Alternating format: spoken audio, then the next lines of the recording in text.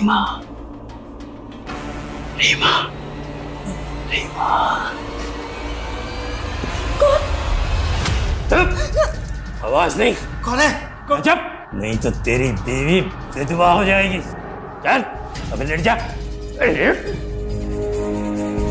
बांध इसे। जरा कस के बांध, खोले नहीं।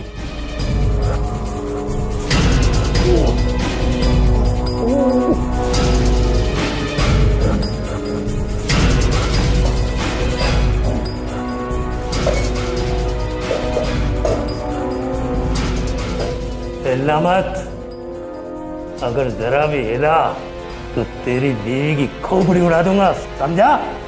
बर्तन की आवाज नहीं आनी चाहिए।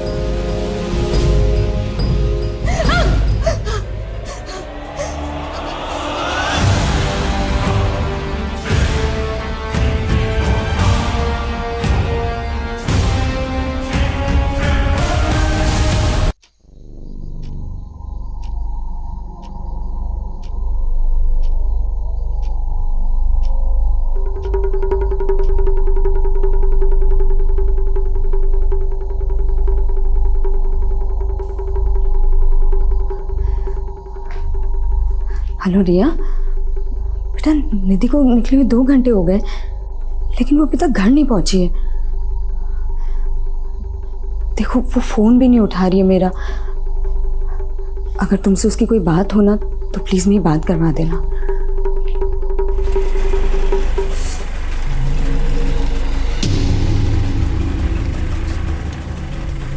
निधि, कहाँ थी तू?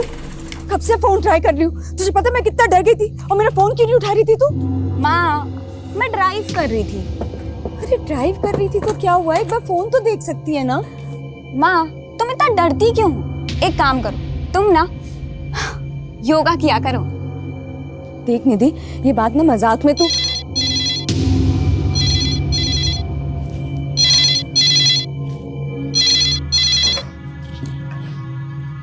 हेलो, कैसी हो मेरी जान?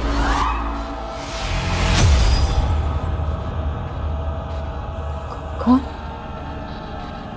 कौन बोल रहा है? 11 जून 2001 की रात याद है ना? मैं लौट आया हूँ, जल्दी ही मिलूंगा तुमसे मेरी जान। क्या हुआ मम्मा?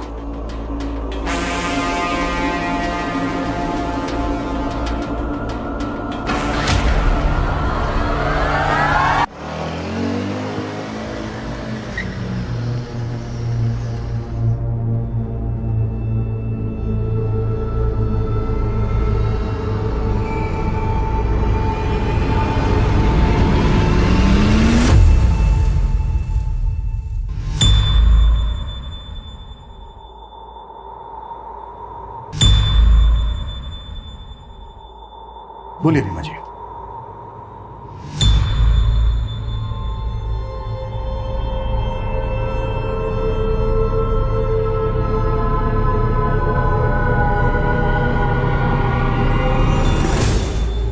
रीमा जी, अगर आप कंफर्टेबल नहीं हैं तो इट्स ओके, हम फिर किसी दिन बात कर सकते हैं।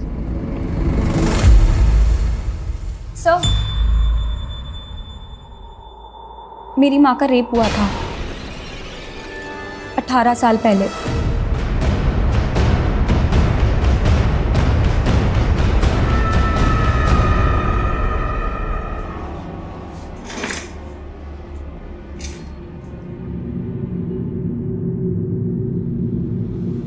शिवा जी, आपने बहुत अच्छा किया जो अपनी बेटी की बात मानी।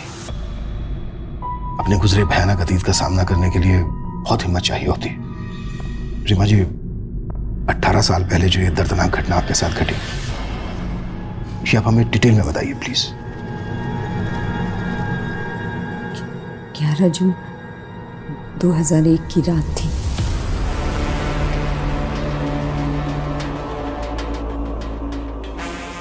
रीमा, रीमा,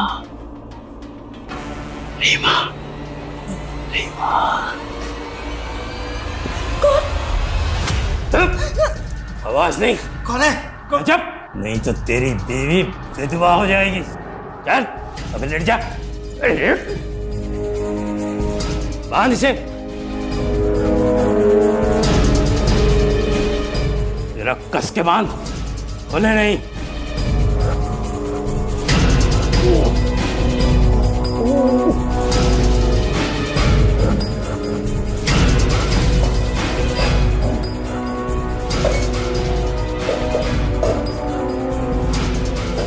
हिलना मत, अगर जरा भी हिला तो तेरी बीवी की खोपड़ी उड़ा दूंगा, समझा? बर्तन की आवाज नहीं आनी चाहिए।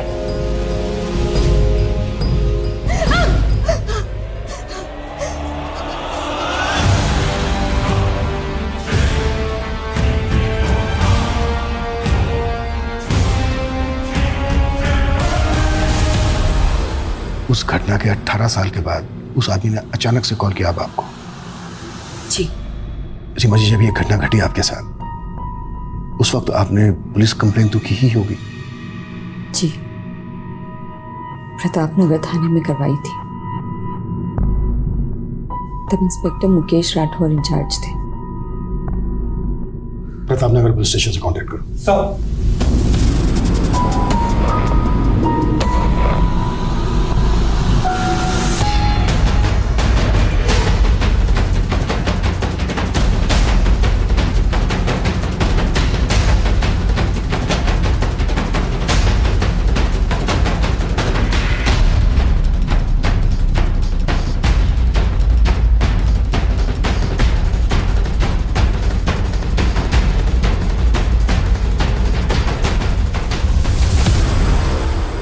दोनों स्टेटमेंट अलग है?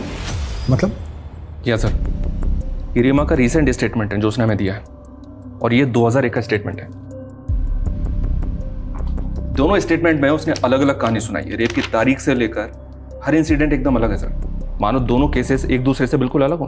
और रेप के कुछ दिन के बाद यानी कि 17 जून 2001 को उसने प्रतापनगर थाने में रेप की शिकायत दर्ज करवाई अपने पति राजेश चौहान के साथ।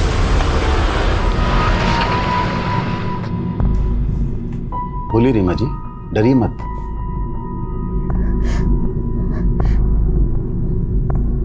मेरा रेप हुआ है। वो जबरदस्ती घर में घुस गया था। कौन था वो? कब हुआ है? 13 जून। पूरी बात बताइए रीमा जी। तब आप क्या कर रही थी? आपके पति कहाँ थे? इनकी नाइट ड्यूटी थी। करीबन 10 बजे मैं अपने कमरे में सो रही थी जब रीमा, आवाज नहीं, चुप।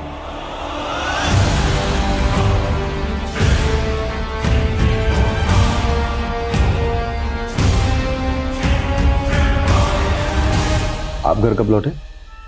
करीब 1:30-2 बजे। जब मैं घर आया तो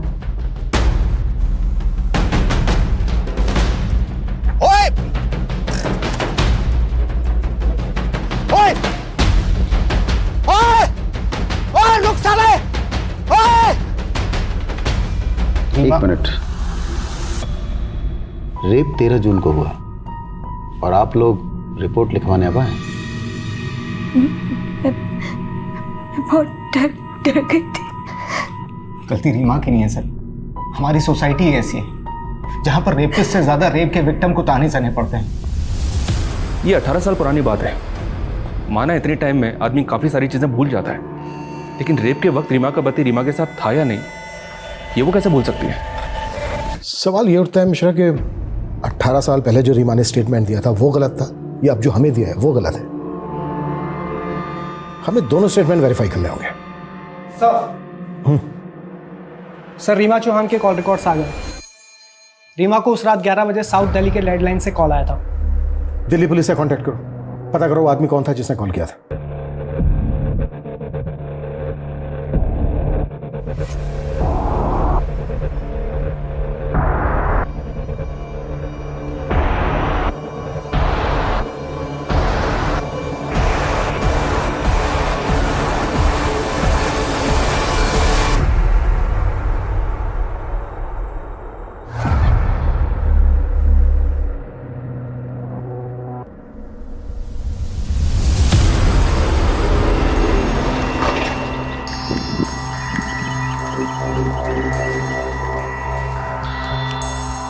चेक करो।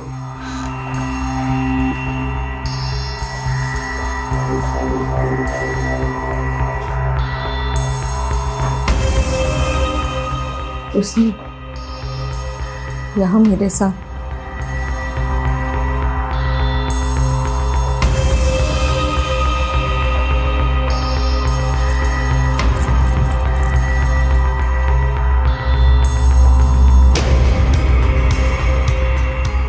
अच्छा, आपने बताया कि उसने गमछे के टुकड़ों से बांधा था। वो टुकड़े कहाँ हैं? जी वो तो वो अपने साथ ले गया।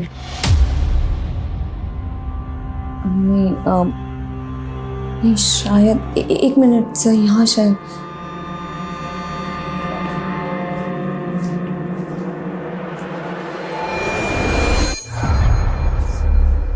ये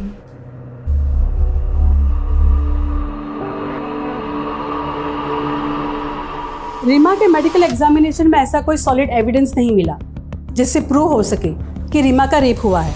क्या रेप के कुछ दिन बाद एग्जामिनेशन हुआ इसलिए? मे बी, लेकिन एक कारण ये भी है कि रेप होने के बाद रीमा अपने पति राजेश के साथ सेक्सुअली एक्टिव थी। क्या? हाँ, क्योंकि प्राइवेट पार्ट पर जो मार्क्स मिले हैं वो एक पैशनेट सेक्स की वजह से भी हो सकते हैं। ये तो रीमा ने खुद ही अपना केस कमजोर कर लिया। एक बात और सर, रेप होने के बाद विक्टिम को अक्सर कलाई, जांघों पर छोटे मोटे घाव लगते हैं, लेकिन रीमा के केस में उसकी बॉडी पर एक छोटी सी खरोच तक नहीं थी। इट्स स्ट्रेंज, क्या रीमा ने बिल्कुल भी रेजिस्ट नहीं किया होगा?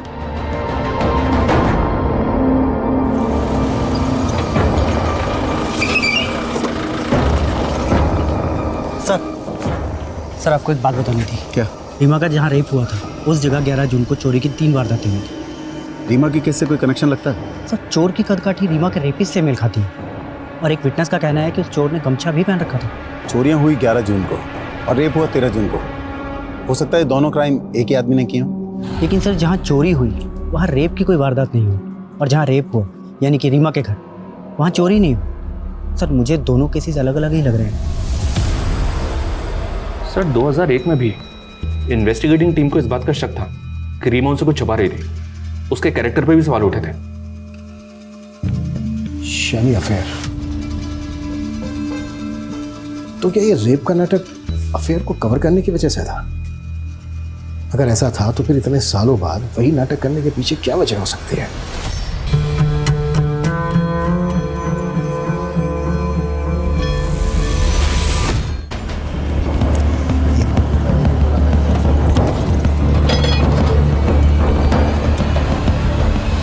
सर आप हम लोगों पर ही शक कर रहे हैं। मेरी बीवी के साथ गलत हुआ सर, और आप लोग। राजेश, मैं तुम्हारा फ्रस्ट्रेशन समझता हूं, पर सवाल खड़े हो रहे हैं। तुमने एफआईआर फाइल करने में देरी की। सर मैंने बताया था ना कि रीमा डरी हुई थी। यही नहीं, रीमा का रेप होने के बाद भी तुम और रीमा सेक्सुअली एक्टिव थे।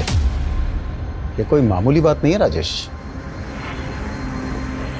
तब मुझे पता ही नहीं था कि रीमा के साथ में रेप हुआ है। क्या? उस रात जब मैं गमछे वाले आदमी के पीछे भागा, वो हाथ नहीं आया, तो मैं भागकर घर वापस आया। मेरे को बहुत चिंता हो रही थी रीमा को लेकर। रीमा, रीमा, राजेश, रीमा, राजेश, वो डरने की कोई बात नहीं। भाग गया वो। तुम्हें कुछ हुआ तो नहीं? ठीक तो ना? तुम चिंता मत करो, मैंने अपने आप को बाथरूम में बंद कर लिया था। थैंक गॉड, थैंक गॉड तुम्हें कुछ हुआ नहीं, वरना रीमा को देखकर लगा ही नहीं कि उसके साथ किसी ने जबरदस्ती की है। लेकिन कुछ दिन बाद, अरे रीमा जल्दी बाहर निकलो यार, लंच बॉक्स दे दो, लेट हो रहा हूं।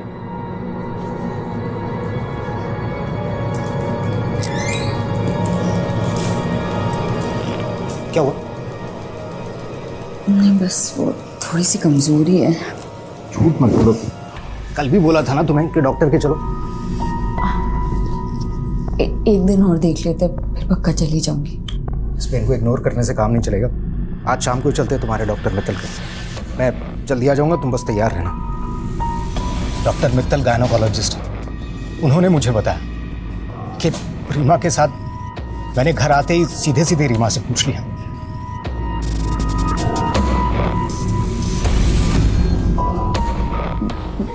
मैं डर गई थी, मुझे लगा था कि आप मुझे छोड़ दोगे। इतना भी भरोसा नहीं था मुझ पर। भूल हो गई। अरे भूल तुम्हारी नहीं है, तुम्हारे साथ गलत हुआ है। उस कमीने को तो छोड़ूंगा नहीं मैं। रीमा, हम पुलिस के पास जाएंगे। पुलिस?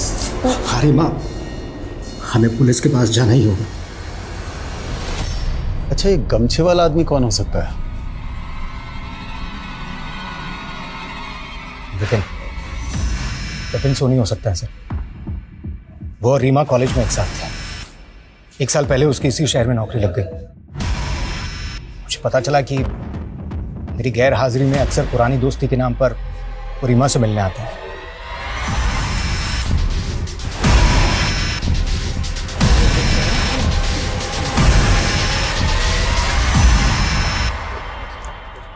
जगन, सर।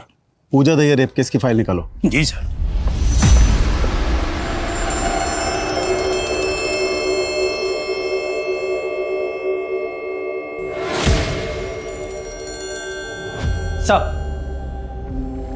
सर मैंने पता किया है, राजेश की गैर हाजिरी में जो आदमी रीमा से मिलने आता था वो विपिन ही है।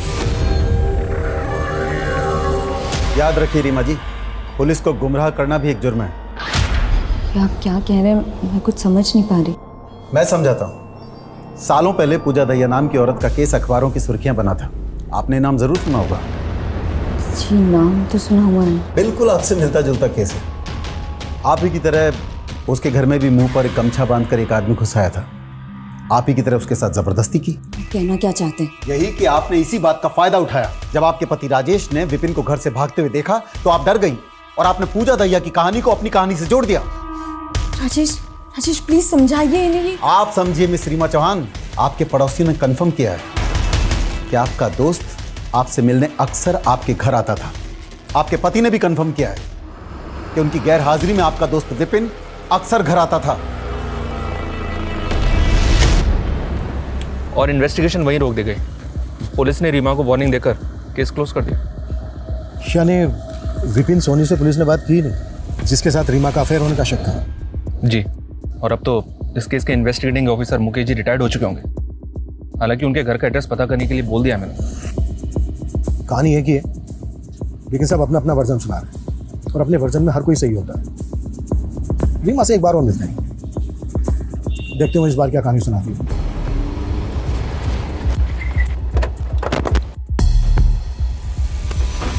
आपको मेरी बात पे यकीन नहीं है? रीमा जी, हम बातों पर नहीं सबूतों पर यकीन करते हैं। और आपकी कहानी में तो कई कहानी मिली हुई है। 18 साल पहले आपने कुछ और कहा था, आपके पति ने कुछ और कहा था, और अब हमें कुछ और कहानी सुना रही है। बेटा, शायद आपकी मदर आपके सामने कंफर्टेबल नहीं है, सो प्लीज। निधि, तो रुक।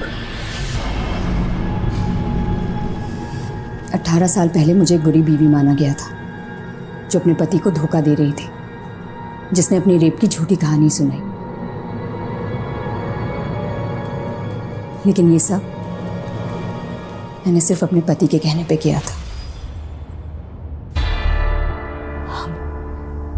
हमें पुलिस की नहीं, पुलिस नहीं, बिल्कुल नहीं। भूल जाओ कि तुम्हारे साथ कुछ हुआ है, सब कुछ भूल जाओ। राजेश, ये आप क्या कह रहे हैं? मेरी इज्जत? यार, तुम्हारी इज्जत से ज्यादा मेरा नाम, मेरा रुतबा, मेरी मर्दानगी मायने रखती है। हाथ जोड़ता हूँ, प्लीज किसी से कुछ नहीं कहोगी तुम, कुछ भी नहीं।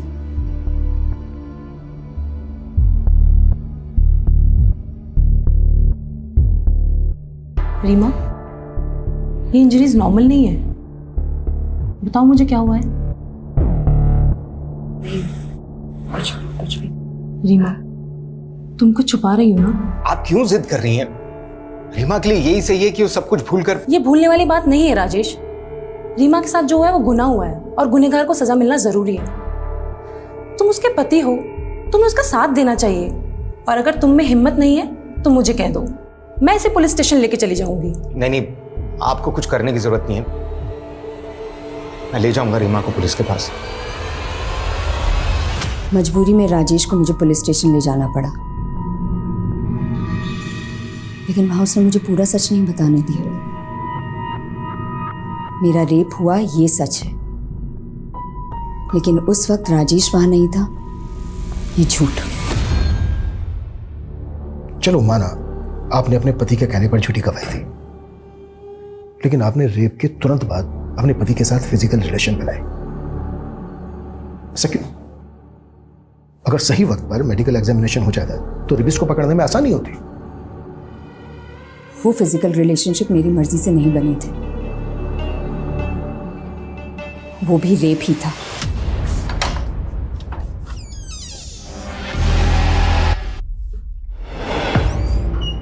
शराब भी कराए? हाँ आया हूँ पी के। तो दूर हटिए, बहुत बदबू आ रही है आपको। मेरे में से बदबू आती है तुझे, हैं? और उस कमीने के शरीर से क्या खुशबू आ रही थी तेरे को, हैं? मुझे छोटी दर्द हो रहा है मुझे। मैं भी कर सकता हूँ वैसा जंगली वाला प्यार, करके दिखाऊंगा आज तुझे, बताऊं कि कितना बड़ा मर्दूम है। राजेश प्लीज प्लीज, राजेश छोड़िए मुझे। उस आदमी ने तो सिर्फ मेरे शरीर को दर्द दिया था, लेकिन राजेश। और जब आप डॉक्टर से मिली तो आपने डॉक्टर को अपना सारा सच बता दिया। कुछ सोचा नहीं था सर, बस जिसने थोड़ी सी हमदर्दी दिखाई उसके सामने दिल खोल के रख दिया। तो जो आपके पति ने दिखाया पुलिस ने उसी को सच मान लिया और आपका सच सामने नहीं आया। आता कैसे? पुलिस ने ना कभी डॉक्टर ना कभी विपिन से कोई बात की। विपिन कभी आपसे मिलने आया था? नहीं, विपिन पे बहुत प्रेशर बन गया था, इसलिए वो शहर छोड़ के चला गया था। लेकिन आपके पड़ोसियों ने तो उस वक्त बयान दिया था कि आपका रेप होने के बाद विपिन आपसे मिलने आया था। ये भी राजेश की चाल थी। विपिन अच्छा लड़का था, हंसमुख था। राजेश ने कहा था कि वो विपिन को मेरे पास भेजेगा ताकि मेरा मन बहल जाए, पर बाद में समझ आया ये सिर्फ राजेश का प्लान था ताकि सबकी नजरों में मैं झूठी बन जाऊं। और वही हुआ। एक रेप विक्टिम से ना सोसाइटी यही एक्सपेक्ट करती है कि वो मजबूर दिखे, दुखियारी दिखे। अगर वो थोड़ा सा हंस ले, नॉर्मल जीने की कोशिश करे तो पता नहीं क्या चुप जाता है लोगों को। पूजा दहिया को जानती हैं आप?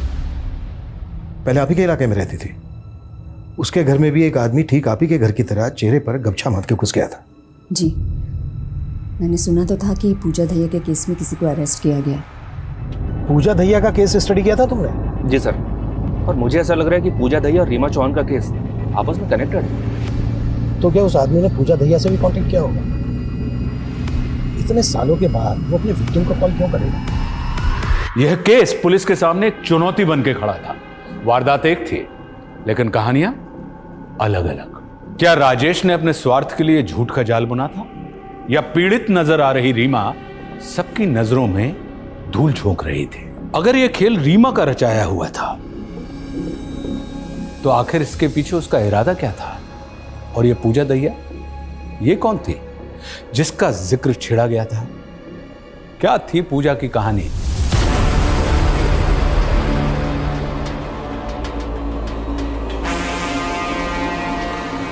कौन है?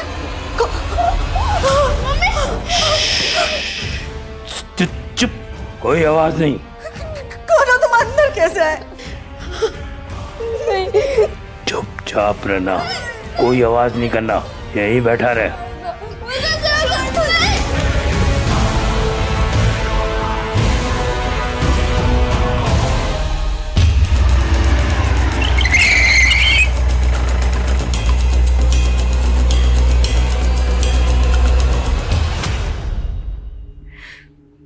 मैं नहीं जानती कि वो कौन था। उसने अपना चेहरा गमछे से छुपा रखा था। उसके बोलने का तरीका, उसके कपड़े, या फिर ऐसा कुछ जो आपको अलग लगा हो? अंकल, उस आदमी ने मुझे कुछ लिखने को दिया था। क्या लिखूं? 5वीं क्लास का टीचर मुझे जरा भी पसंद नहीं था। बात बात पर मुझे छड़ी से मारता था, मुर्गा बनाता, बहुत जलील करता था मुझे। रवि, फिंगरप्रिंट्स कलेक्ट करवाओ और फॉरेंसिक टीम बुलाओ।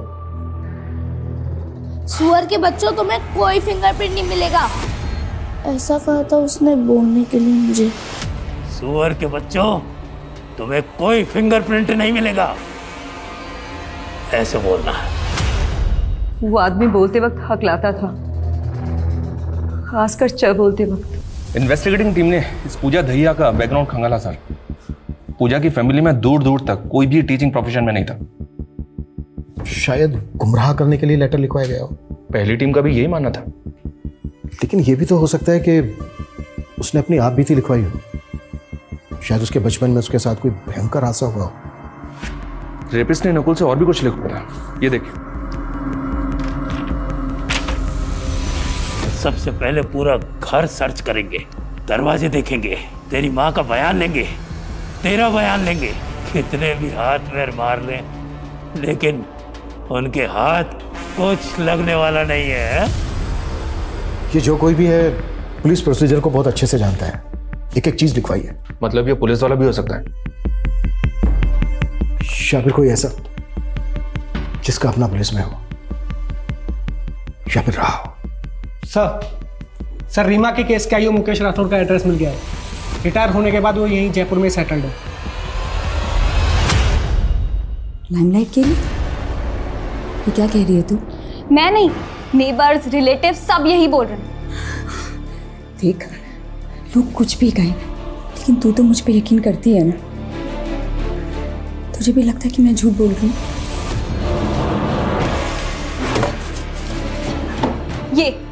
ये पापा की डायरी है ना, इसमें भी यही लिखा है कि आप अटेंशन पाने के लिए कुछ भी कर सकती हो। लो पढ़ो। यदि तूने अपने पापा को ना सिर्फ फोटोज में देखा है, या फोटोज में लोगों की सोच, उनकी नीयत के बारे में कुछ पता नहीं चलता बेटा। बच्चा गिरा दो क्यों? क्योंकि ये मेरा नहीं है, उस कमीने का है। कितनी बार आपको बताऊंगी कि ये हमारा बच्चा है। ये मुझसे बेहतर और कौन जान सकता है? अरे मुझे कुछ नहीं पता, गिरा दे ये बच्चा, हम दूसरा कर लेंगे। बहुत कोशिश की तेरे पापा ने मेरा अबॉर्शन कराने के लिए, लेकिन कोई डॉक्टर राजी नहीं हुआ। एक दिन तो तेरे पापा ने मुझे सीढ़ी से धक्का तक दे दिया था।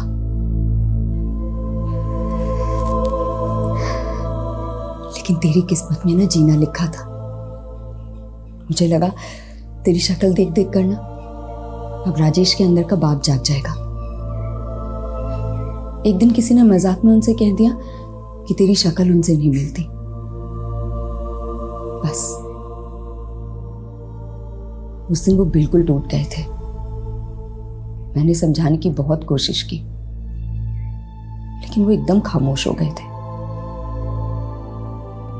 और एक दिन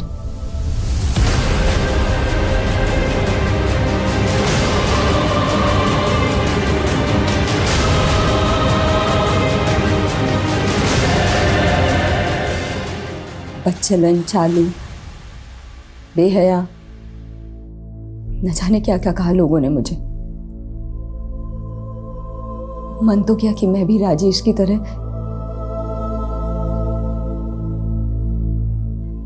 लेकिन तेरा चेहरा देखकर हमेशा रुक जाती। मैं ये सब कुछ ना बुरा सपना सोचकर भुला चुकी थी, लेकिन अब वही सब कुछ हो रहा है मेरे साथ। मैं ये सब सहन कर सकती हूँ, लेकिन दुख इस बात का है कि तू भी मुझ पे यकीन नहीं करती।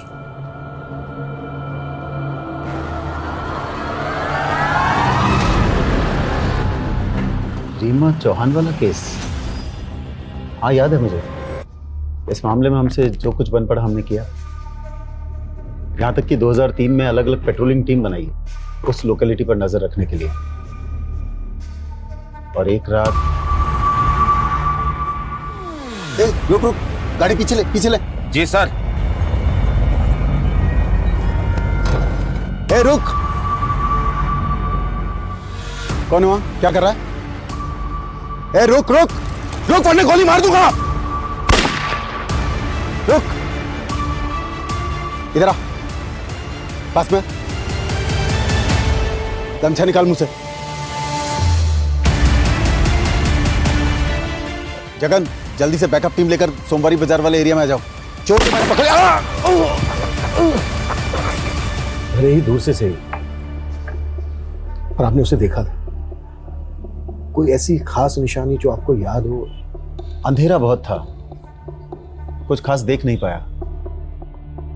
हाँ, जिस तरह से फुर्ती से उसने मुझ पर गोली चलाई, पक्का कोई ट्रेंड आदमी था। कोई पुलिस वाला? हाँ, शक तो मुझे भी था। मुझे लगा या तो कोई पुलिस वाला है या पुलिस वालों के साथ मेलजोल जरूर रहा होगा। जब हमारी सारी कोशिश फेल हो गई तो हमने जनता की मदद मांगी। देखिए, डरने की कोई जरूरत नहीं है। आप लोगों को केवल पुलिस की आंख और कान बनना है।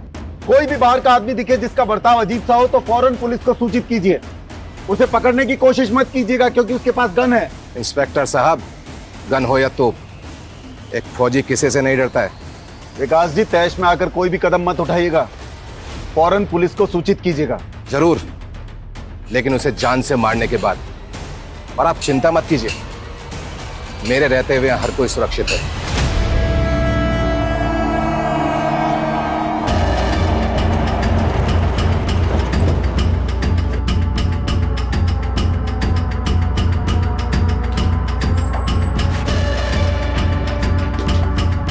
साइड में हटिए आप लोग। पीछे हटिए, पीछे रहिए।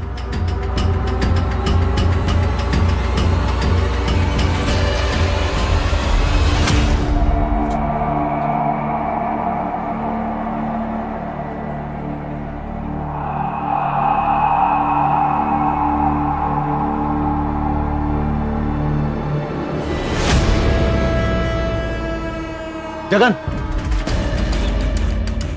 आसपास के लोगों से बात करो। कोई भी अजनबी जो कल यहाँ दिखा हो उसका स्केच बनवाओ। वो कमीना बचना नहीं चाहिए। हमने 3-4 स्केच बनवाए। हैरानी की बात यह थी कि उनमें से एक स्केच हमारे खबरी अंगद से मिलता जुलता था। आपने अंगद को अरेस्ट किया था? फौरन धर दबोचा। तलाशी लो उसके घर की। साहब, घर का कोना कोना छान मारो। साहब, मेरे घर की तलाशी क्यों ले रहे हैं साहब आप?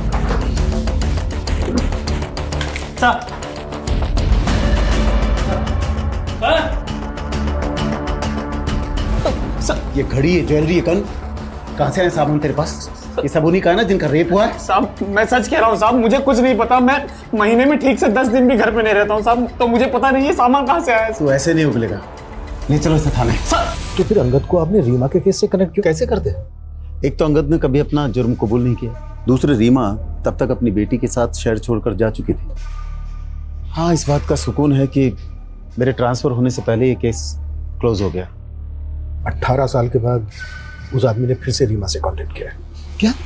यस। आपको क्या लगता है, क्या ये अंगद हो सकता है? अंगद कैसे हो सकता है? अंगद तो 2013 में जेल में मर गया, दिल का दौरा पड़ा था उसे। सर, अंगद को मरे हुए पूरे 6 साल हो चुके हैं। ये रीमा चौहान ये सब नाटक पब्लिसिटी के लिए कर रही है फॉर श्योर। कैसी पब्लिसिटी? क्या मिलेगा उसको पब्लिसिटी का? एक बार को अपने बारे में ना सही सी, पर कम से कम अपनी बेटी के बारे में तो सोचे। और वैसे भी ये तो कंफर्म है ना कि उस रात रीमा को कॉल आया था। हेलो, कैसी हो मेरी जान? ये भी तो हो सकता है सर, कोई कॉपी कैट। चांसेस बहुत कम है। चलो मान लेते हैं कि मुजरिम अभी भी फरार है। वक्त के साथ उसका काम करने का तरीका भी बदला। पहले चोरी, फिर रेप, उसके बाद मर्डर्स। जब रीमा का रेप हुआ तब उसकी उम्र होगी कोई 35-37। तो इस वक्त उसकी उम्र होनी चाहिए 52 से 55 के बीच।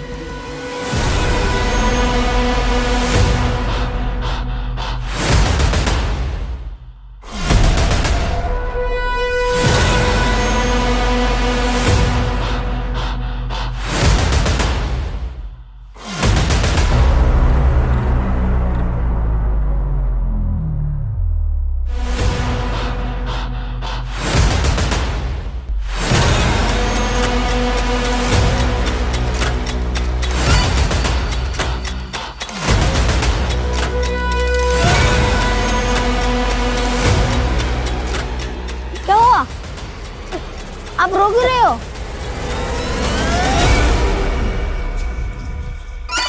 गुंजन, माँ को चल के सब बताना अभी, डरना मत।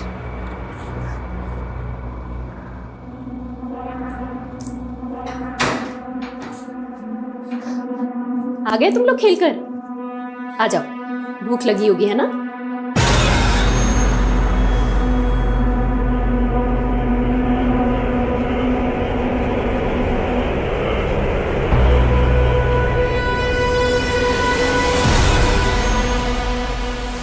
बेटा, ये सूरज अंकल हैं। अब हम लोग के साथ ही रहेंगे।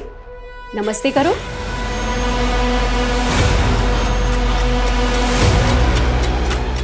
बड़े प्यारे बच्चे हैं तुम्हारे। सर, जितना हमने सोचा था उससे कहीं ज्यादा बड़ा मामला निकला ये तो। सबसे पुराना केस 28 साल पहले का है।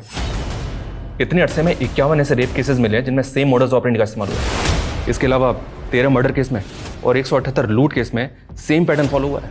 मतलब अंगद के जेल जाने के बाद भी ये केसेस होते रहे। एरिया कौन सा था? राजस्थान के अलग अलग शहरों के केसेस हैं सर। ये 1990 से 94 तक अलवर, 1994 से 97 जोधपुर, फिर 3 सालों तक उदयपुर और उसके बाद 2004 तक जयपुर। और इनमें से कहीं भी किसी भी जगह इस आदमी के खिलाफ कोई सुराग नहीं मिला? 2004 में 3 रेप विक्टिम से कल्प्रिट का डीएनए सैंपल कलेक्ट किया गया था। इस डीएनए को अंगद के क्लोज रिलेटिव के एक डीएनए से मैच करके देखो।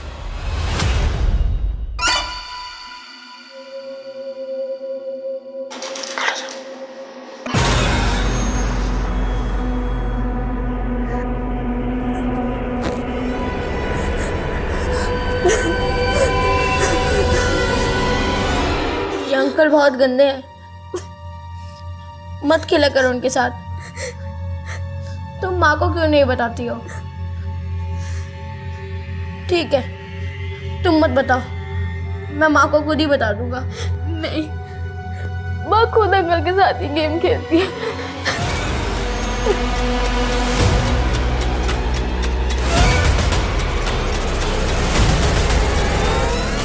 सर, डीएनए सैंपल अंगद के भाई से मैच नहीं हुआ। बेचारा अंगद पूरी जिंदगी जेल में खत्म हो गई। एनीवे, डीएनए सैंपल है हमारे पास। एक काम करो, जितने भी मॉलेस्टर रेपिस्ट हैं उनके डीएनए से मैच करो। Okay sir.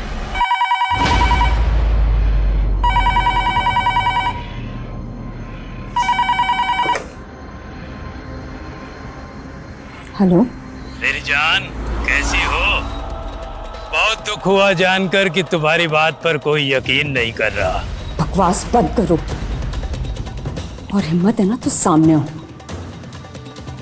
तुम कायर हो, कायर हो तुम।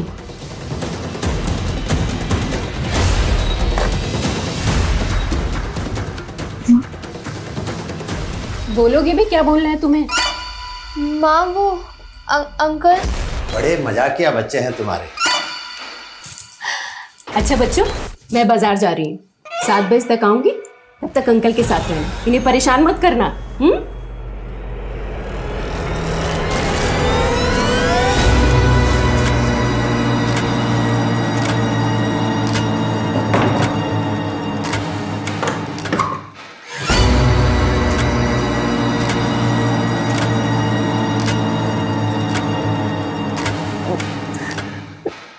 आज तू नहीं, आज तेरे साथ गेम खेलूंगा। चल।